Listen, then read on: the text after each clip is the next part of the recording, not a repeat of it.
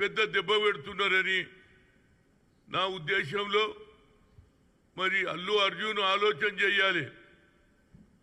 ఈ సినిమాకు ఎవరు టికెట్లు రేటు పెంచుకోవడానికి ఎవరు పర్మిషన్ ఇచ్చిండ్రు? రేవంత్ రెడ్డి గారు ఇచ్చిండ్రు, బీయింగ్ ఏ హోమ్ మినిస్టర్. అంతేకాకుండా ఆయన మాట్లాడినది అసెంబ్లీలో ఏమన్నాడు? పరిస్థితి మీద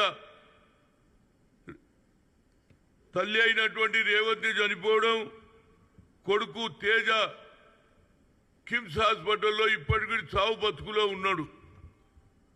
దాని మీద అసెంబ్లీలో సమాధానం చెప్పే పరిస్థితి అయినది, సమాధానం ఇచ్చాడు. దానికి మరి ఆల్రెడీ బెయిల్ మీద ఉన్నటువంటి అల్లు అర్జున్ ఎందుకు ప్రెస్ కాన్ఫరెన్స్ పెట్టిండని అడుగుతున్నా. నేను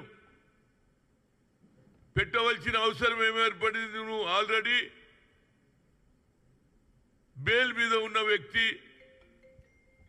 అసెంబ్లీలో మాట్లాడింది ముఖ్యంగా ఒక ఆడపడుచు చనిపోయింది, ఇంత పెద్ద అన్యాయం జరిగిపోయింది, కొడుకు హాస్పిటల్ ఉన్నాడు ఆవేదనతో.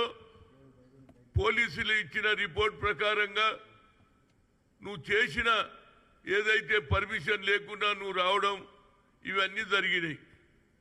నా ఉద్దేశంలో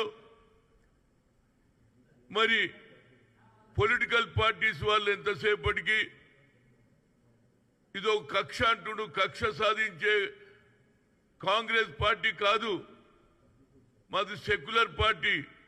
ఇవాళ ఎవరైతే ఆర్ఎస్ఎస్ నుంచి కిషన్ రెడ్డి గారు అంటున్నారు పరిస్థితులు బాగలేవు అంటున్నాడు. మరి మణిపూర్లో ఏమవుతుందిరా బాబు? సంవత్సరం పొడుగా ఇప్పటికి 90 మంది చనిపోయిండ్రు. ఆడ లా అండ్ ఆర్డరే లేదు. ఈడ లా అండ్ ఆర్డర్ ఉన్నది, అన్ని